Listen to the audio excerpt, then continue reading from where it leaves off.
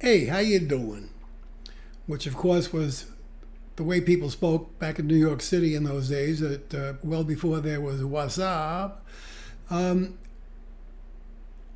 I want to read from my most recent blog, which is about the book, but it's not from the book. And it's about the sex, drugs, rock and roll, and the mob as it related to the music business. There's a solid reason, beyond my own personal experiences, for calling the subheading of Once a King, Now a Prince the true tale of family dysfunction, sex, drugs, and rock and roll. And that is because the issue of the mob and rock and roll have been widespread throughout the music industry.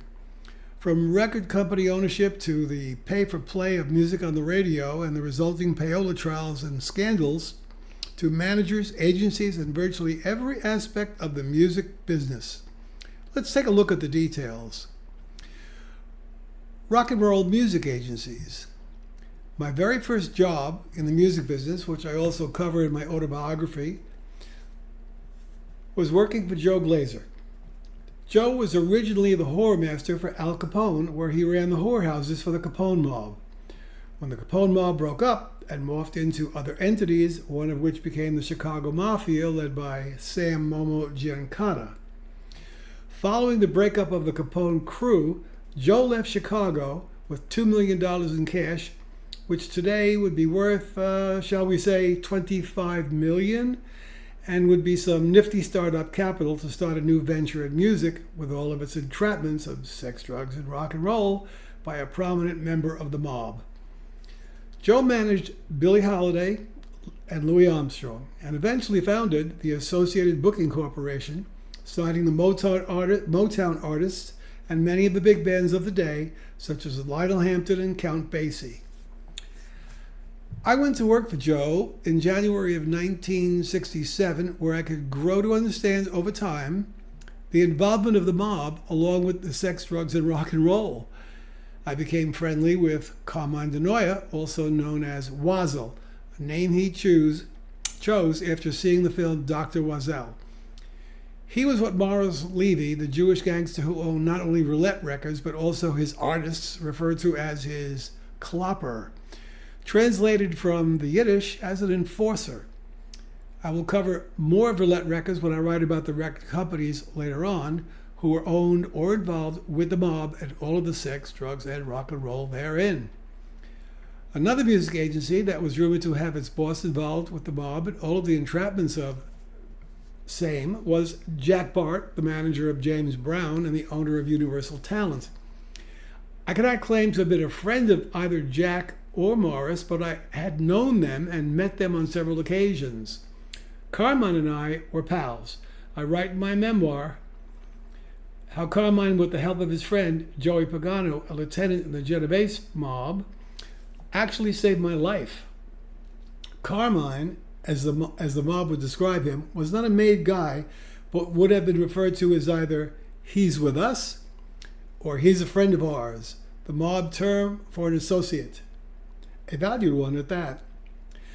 Briefly, before I returned to rock and roll management and publishing for Billy Michel, I was an agent at Worldwide Talent, where one of the partners was a man named Sandy Smith. Sandy was also famous among celebrity circles for his all-night parties, where the level of sex, drugs, and rock and roll went to the extreme. Many celebrities hung out there for just that reason. Mob-owned record companies. When it came to sex, drugs, and rock and roll and keeping their artists happy, those labels in part were Roulette Records, founded in 1957 in New York by George Golder, Joe Kolsky, Phil Kahl, and Morris Mo Levy. Levy became president. Levy had known ties to the Genovese crime family and on many accounts described roulette functioning as a front for organized crime, including money laundering and using mob muscle to intimidate or silence people. Artists signed to roulette often got very little in the way of royalties. Tommy James and the Shondells estimate that Massey Roulette owed them between $30 million and $40 million in unpaid royalties over the years of their hits. Aside from underpayment, there were threats of violence involved. For example, When Jimmy Rogers, another figure on roulette, demanded payment, he was attacked. Fractured skull, coma, under circumstances that many suspect were mob-influenced. One story, told me directly by the manager of an act that Levy had publishing rights for, was that when he went to Levy years later after the record was well over from its charted days, he asked Levy for his publishing back, telling him that his client would like to be able to own his own publishing. Levy's reply, according to him, was, "Hey kid, you want to own? You need a gun to own." Brunswick Records, owned by Nat Tarnopol, had some shady backgrounds in terms of artist exploitation and ownership, though less directly tied to mob ownership than roulette.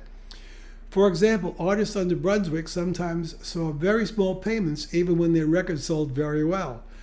The sources are less strong on direct mob ownership there in that era.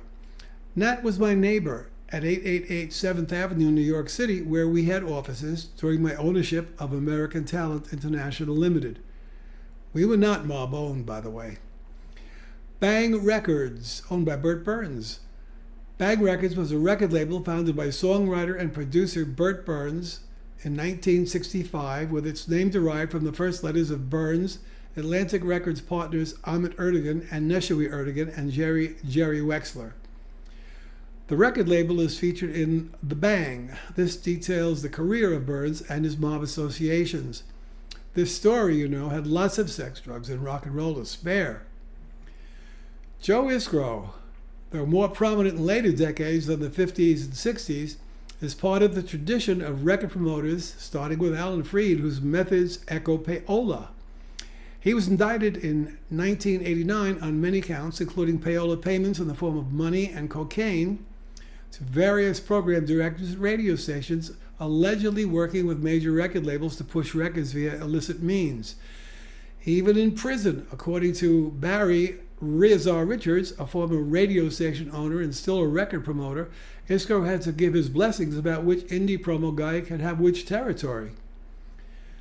Payola scandals, where payment could be cash, sex, drugs, and roll royalty shares. Alan Freed, a hugely influential DJ in the 50s who helped popularize rock and roll, was implicated in payola.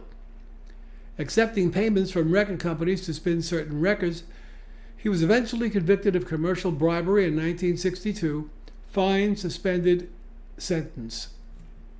In 1960, the U.S. government, FCC, and Congress moved to make payola a crime. There were congressional hearings, e.g. the Subcommittee on Legislative Oversight, that exposed how payola, bribes of cash, drugs, or sex, ergo sex, drugs, and rock and roll, were used to secure radio play for certain records. Other mob figures in a sex, drugs, and rock and roll music business were Gaetano, Tommy Ryan, De Filippis, linked with the jukebox racket influenced music distribution in the Northeast. The Vito Genovese and family controlled many of the unions and distribution companies tied to records, concerts, and jukeboxes. Frank Costello and Meyer Lansky. Earlier ties through nightclubs and jazz, their networks helped shape the mob's entry into rock.